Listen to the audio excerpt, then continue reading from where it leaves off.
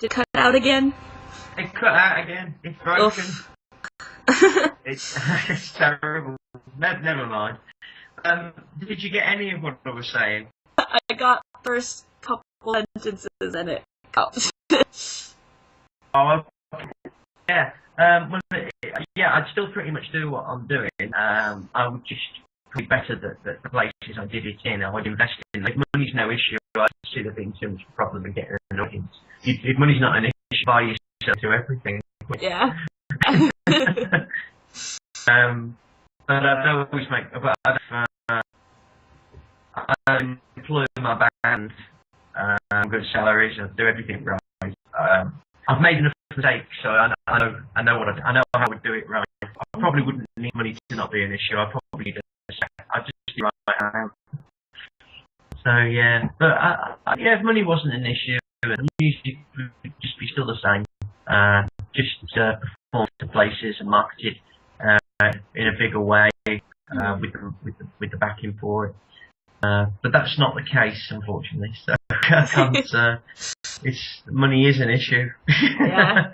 As I discover on a daily basis. So yeah, but there's somebody out there with one of it somewhere. Yeah. Just waiting for me to come along. Absolutely. All right. Well, I think that's a good place to start. Just a little more about the way that you've been marketing yourself in your music. You said that you've done like newspaper and magazine and just things with like venues themselves. Yeah, I don't do with the theatres. I spent more time being on them really because they have a marketing team to do the job, and very often don't do it. I used to get frustrated if they'd say what they did. And I said, so what have you done to promote the show? And they said, well, we did a press release. And I used to be like, well, okay, well, yeah, of course you did, because I sent you the release. So you forwarded the press release I did. So what else have you done? And then they'd be like, well, we've sent an email to the local radio stations. So I'll be right, so you've forwarded my press release to the local station. That's very good. Could have done that myself. What else have you done? And they say, and then they say, well, we do have another 30 acts, So that was the problem with the theatres, and they had no idea of the pulse of the modern world, because usually, well, again, it's I don't knock them too much because I did when I was telling them, but in fairness, there's only so much that they can do because things change, come and go so rapidly. But myself, gigging as I have been as a mainly solo artist, occasional with the boys, I do press releases myself. Mm-hmm. I keep my own list of emails and add people to it, magazines, things like that. I don't get into a habit of advertising. In fact, I pretty much refuse to advertise because advertisement is not. Frankly, it doesn't work, and it doesn't work. There's a way of approaching advertising that everybody thinks it's an advert and that's it, and never the case. As an ex-advertising manager, I know more than anybody that one even two, 3, 4, 5 makes no difference. They won't work necessarily. Have to go ongoing. An advert has to be there forever, pretty much, and that requires you to pay out forever. And even then, there's never a guarantee because adverts are all right if you're a brand. My understanding is brand awareness if you're a car company or you have a product brand that you want to push. Advertisement is fantastic if you're a venue. Really, I don't think artists should advertise.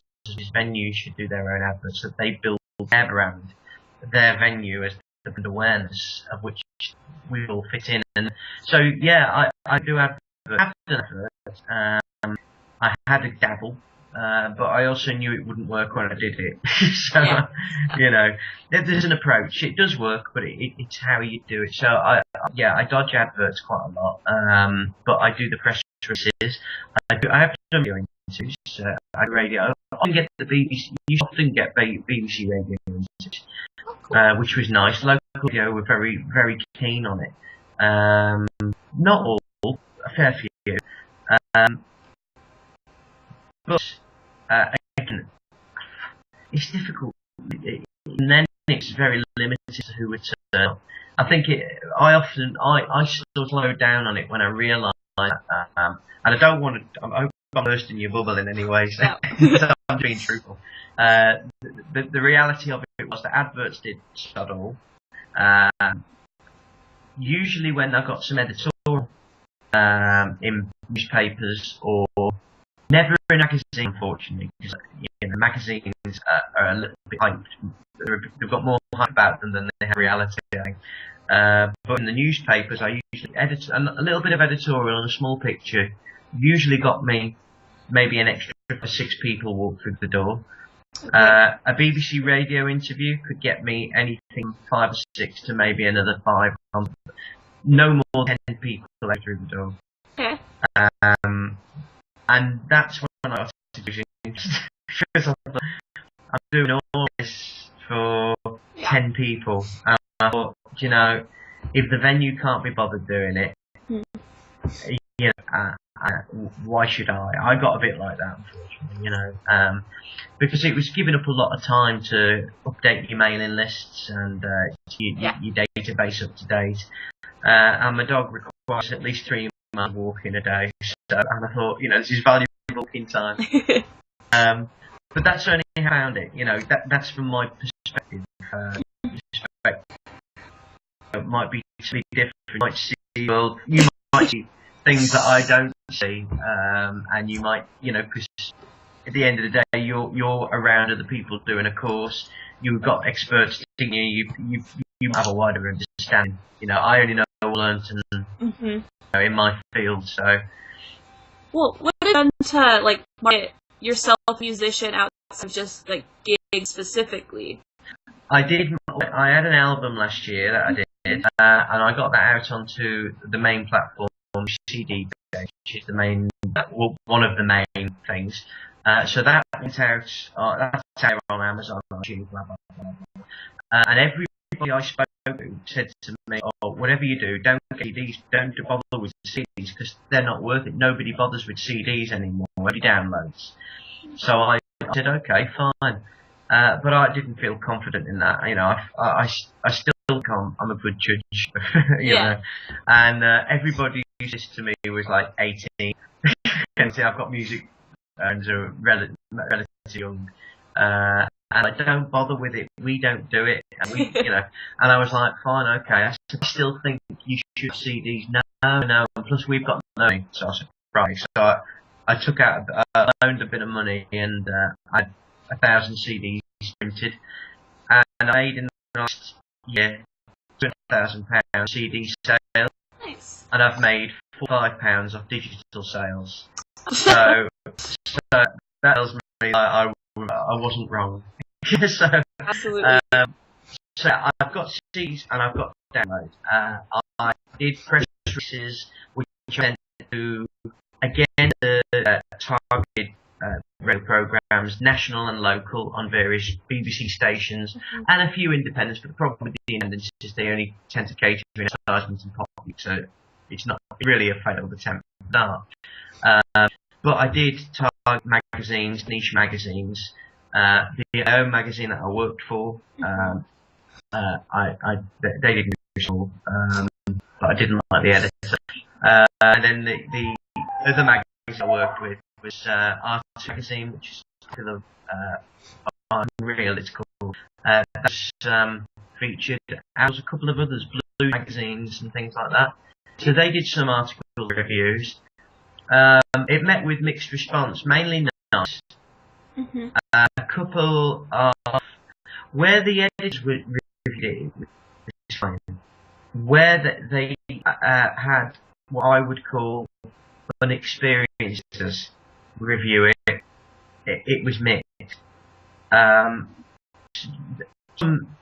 editors some experiences than others, and some of them are good at being impartial. Editors have their own agenda. You know, where they had their own agenda, it still met okay, but it'd been better. All the other guys were nice, so it met nicely. So I pushed that, but that's 12 months ago. And, you know, it still sells, but it doesn't. It's not for pushing now, really.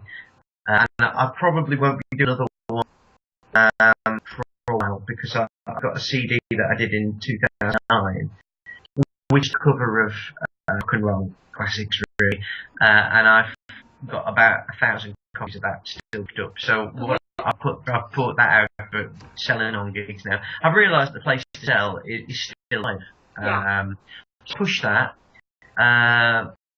We still push festivals a little bit. I have a mailing list. I've got 2 mailing lists. One's like, call it an industry list. It's industry. It just goes to all the places. Every time I get a gig, their email address goes on the list. Any place we approach that expresses just slight interest, but we never maybe get any for that, they're on the list. Magazine editors, radio places, producers, DJs,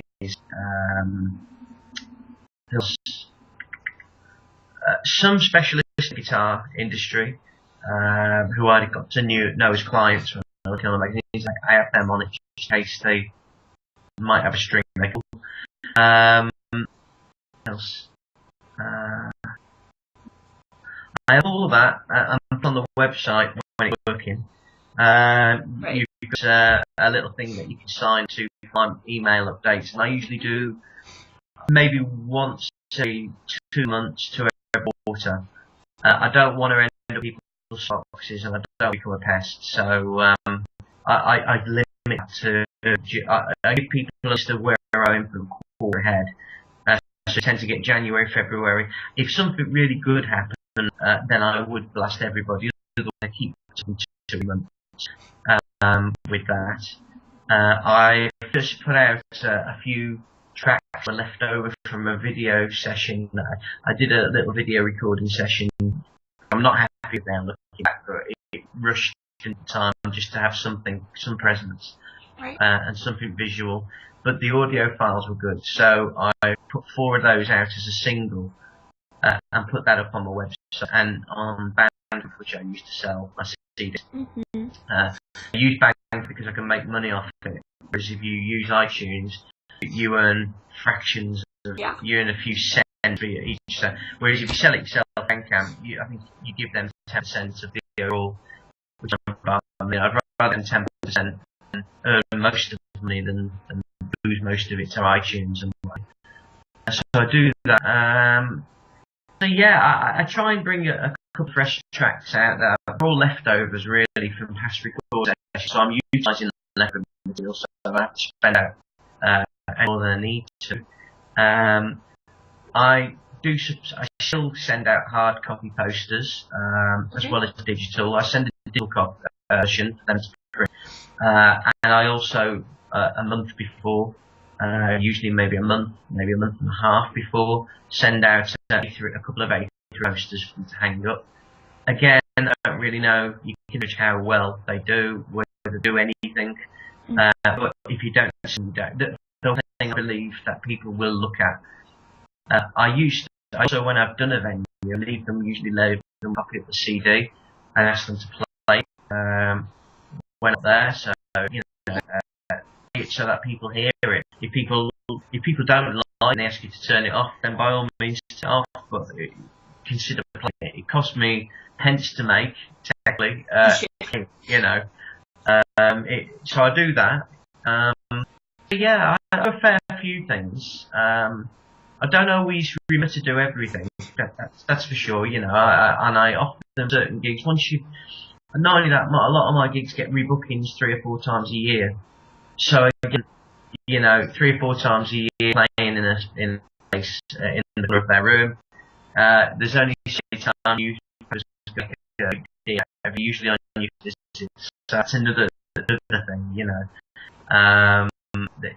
can't get massive coverage every time, or even past you really. You're putting it, So yeah, there's I've had good articles and good reviews, and a lot of it boils down to venue, frankly. Um, you know, a good example of that is down your not down really down your neck of the woods, but in Colchester, which is just about an hour north from you. I do a gig that the music, it's a pub, but it's a very well supported pub. The guy who owns it is a musician. The people go to love music. He doesn't own a TV. He has guest beers on all the time. If he is running, nice grounds outside to sit in. And on top of that, he doesn't have a TV. He only has a jukebox free. Cool. So weird things like that people like. Sometimes you don't have to spend a lot of money. You just need to do something really weird. You know, like the jukebox is, and there is no TV. Where the TV is, there's a sign saying we don't own one. Open your mouths and talk to each other. That's what pubs are for, you know. So as a result of that, they love music. So when you do a Sunday in there, it's usually packed. Okay. Equally, I can go to a place like the other night and it's empty, you know, and you're playing to nobody. Because that's how popular the venue is. Right. So very often it's the venue that's to pull their finger out, more so than the artist. The artist can only do so much, really, you know. Yeah. It's like if you're in a pub or a venue or a bar that's got a bad name, then it doesn't matter how good the artist is, if that venue's got a bad name, nobody's going, because they might get the broke. All right, and then other than all that, what's your like online presence, like social media and things like that? Okay. Yeah, I've got Twitter, which has got, I don't have it on my phone because I got the updates coming through every time somebody signs up, and I've got it in my head. But every time I do bands in town, I update my website, update bands in town, update my Twitter, which then also updates my Facebook page, and that is fine. I also think when I update my Facebook, it automatically goes to my Twitter. So I just mainly, again, I don't bombard it. But then there lies another problem. Facebook changes its algorithms, and nothing ever gets seen like it used to get seen. So they got wise. You know, these swines keep getting wise. So, and I usually come at the tail end of it. So, yeah. So that's the that's the other thing. So. Okay. But I have a bit, that on the website. Website still gets followed relatively well. But again, it's difficult. Things change. There's always something new. And it's knowing you could end up with 1 billion apps on your phone trying to update 25 different things, which are very often. Then again, I often think to myself, well, it's not really the venue needs to do that, you know, more so than there's so much I can do as a person that the venue needs to make themselves popular as a music venue.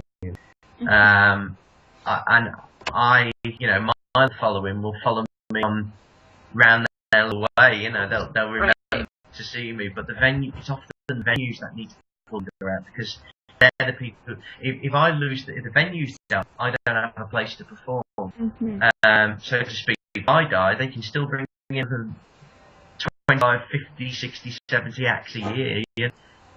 So very often I think it leans on their shoulders in quite a big way. That's where they don't pull their finger out. Okay. If that makes sense. Yeah, absolutely, yeah. If you agree with me on it. No, I think it's a case of everybody has to do it. Yeah. And very often, it's usually just the musician doing his bit. So yeah. Alright.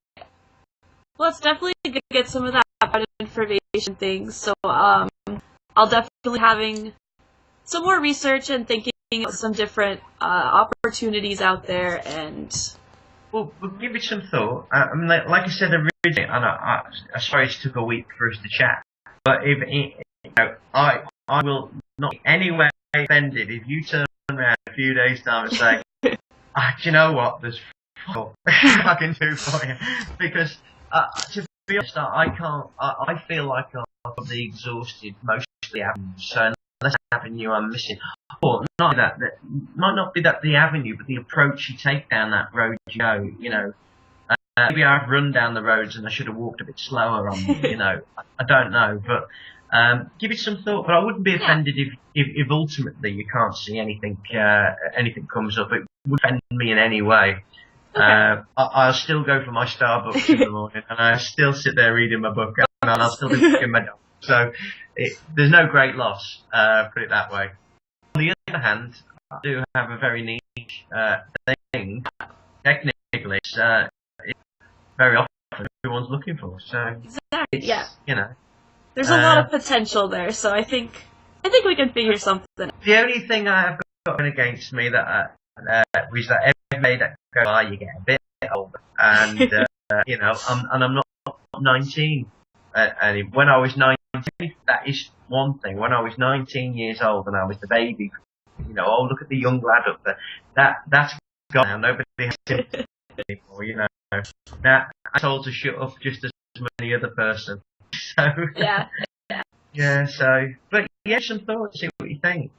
I don't know your auntie. Anyway, I kind of know her, and I just don't. Oh.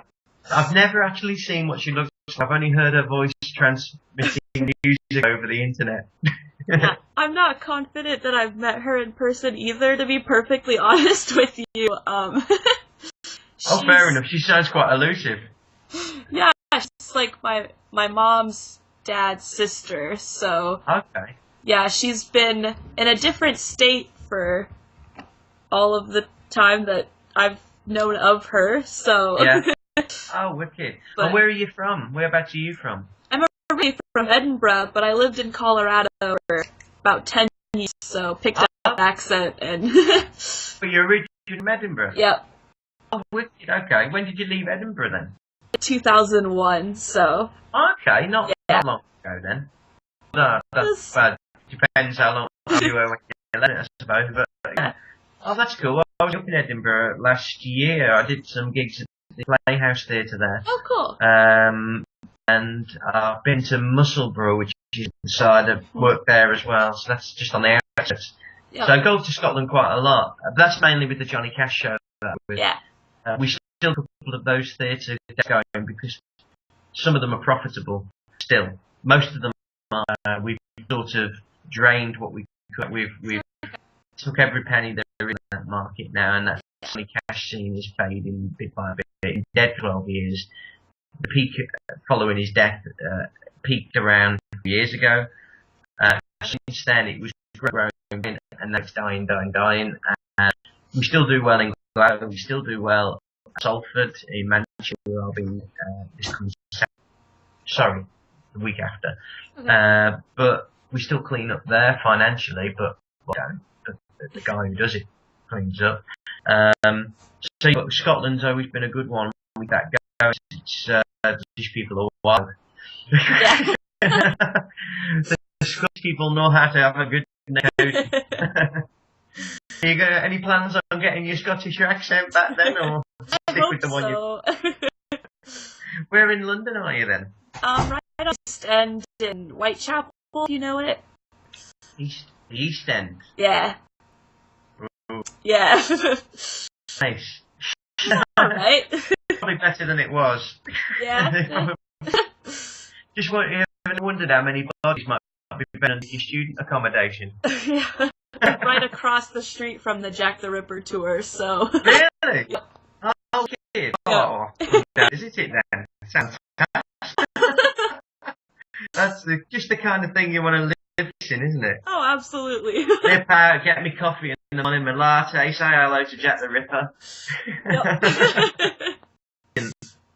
Cool. To be honest, I'm not 100% sure where that area is, but that's a big place.